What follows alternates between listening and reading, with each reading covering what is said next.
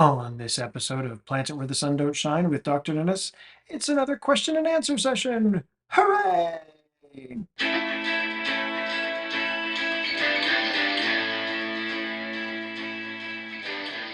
Hey, welcome to Plant It Where the Sun Don't Shine, a podcast for people looking for plant ideas that work well in shadier spots of the garden without relying on much overused hosta. Do I hate hostas? No, not really, but I do like lots of other shade-loving plants and want to share some of them with you so you don't have to just rely on hostas when you're gardening in shadier locations. I'm Dr. Dennis. These are some of my favorites that you can plant where the sun don't shine.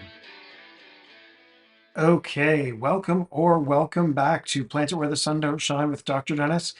This is going to be a session where I answer some questions that I've received.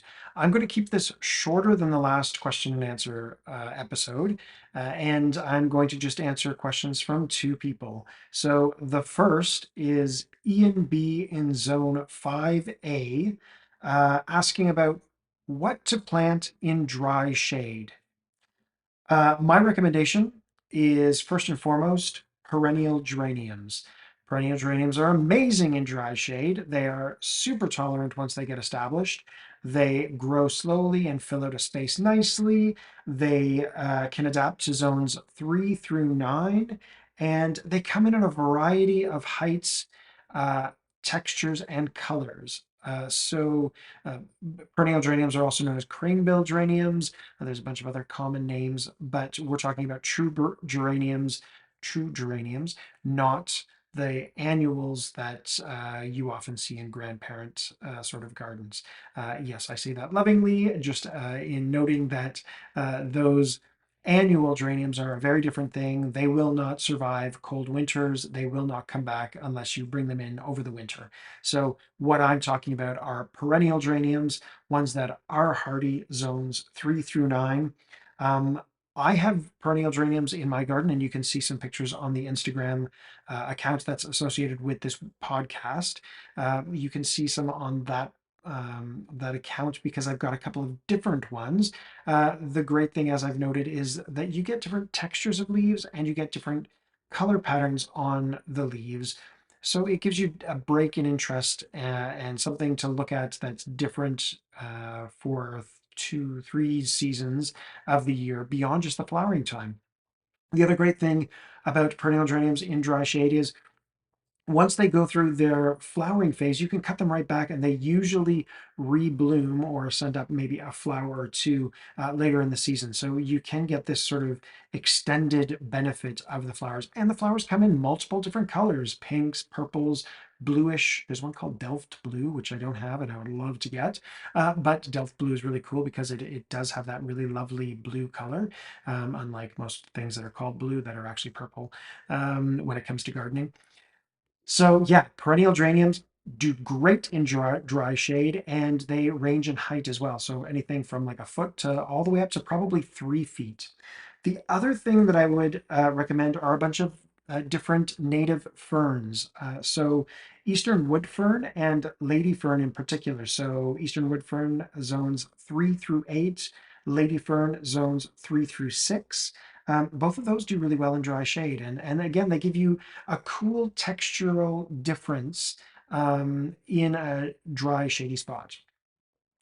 The last recommendation I will make is wood poppy.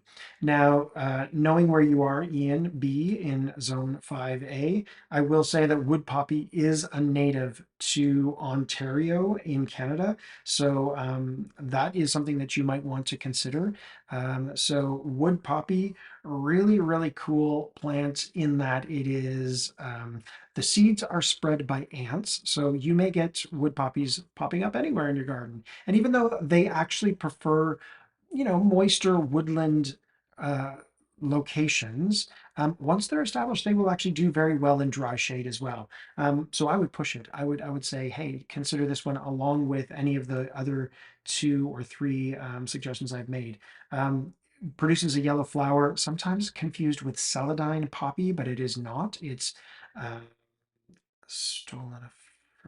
Sorry, the Latin name escapes me, but wood poppy, look it up, native to Ontario, Canada.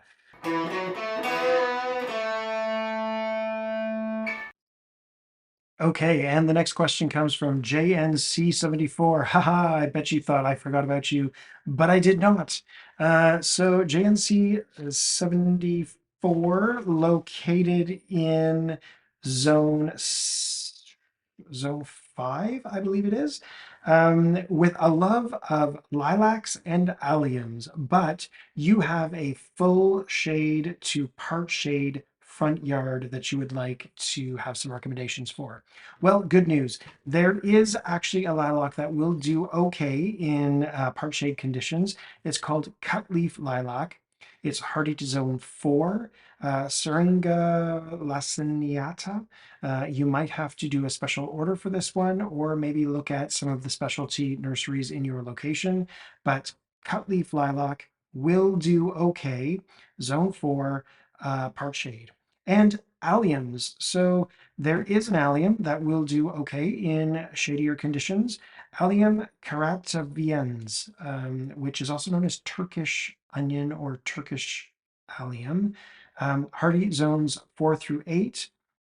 It gets that orb that alliums are so well known for, of flower head at the top.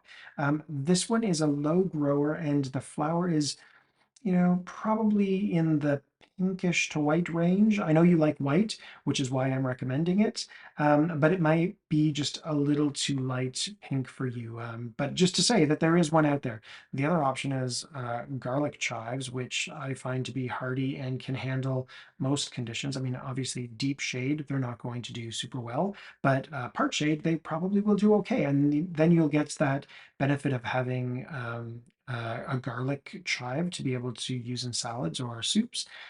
Plus, you get these white flowers that pollinators absolutely love. So consider garlic chives as well.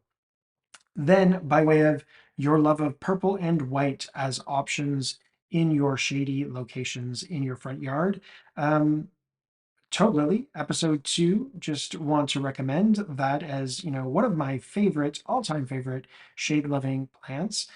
Toad Lily does come in a range of purples, so you should consider that one. That's a great option, growing, fairly tall, so putting it towards the middle to the back of the garden, and flowering really late into the season. So love Toad Lilies.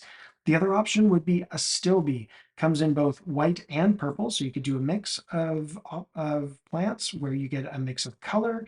It gets that fleecy flower head at the top, which lasts a very long time through the summer season.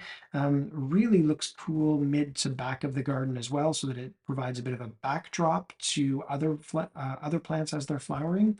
So Astilbe, purples, whites. There's a range of colors, but of course you like those two colors, and you could do a mix of purples and whites for sure. And then the final recommendation, and this one comes with a bit of a caveat, which is that it is a poisonous plant or a toxic plant.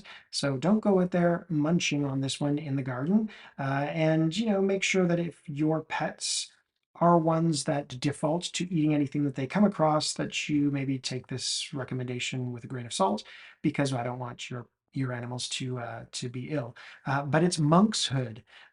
Great, tall, stately plant with a stalk that comes up and the blooms come off of it, purple in color. You can even get bicolored monkshood, which is purple with white. So sort of ticking both of those boxes for you in terms of your color palette that you prefer. Thank you so much to all of you. Thanks for listening. Thanks to JNC74 and Ian B. Really appreciate the questions that you've asked, and hopefully these are some recommendations that you can use when you plant it where the sun don't shine.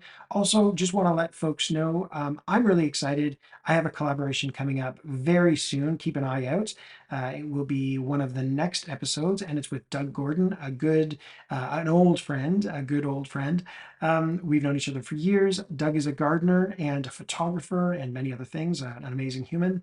And we're going to do a collaboration on our favorite plants that like shadier locations in the garden, but are native species. So really, really excited about that collaboration and looking forward to that episode. Thanks very much for tuning in. Thanks for listening. Thanks also goes to Sherry Donegan, Jonathan Scott, and of course, Ian Jefferson for brainstorming podcast name ideas with me. Credit goes to Sherry on that one. If you have thoughts or ideas you'd like to share, please email me at plantitwherethesundon'tshine@gmail.com. That's one word without the apostrophe. You can also follow the show on Instagram at Plant It Where the Sun Don't Shine with Dr. Dennis. Hosting is provided by Spotify for podcasters. Until next time, thanks for listening. Go plant it where the sun don't shine.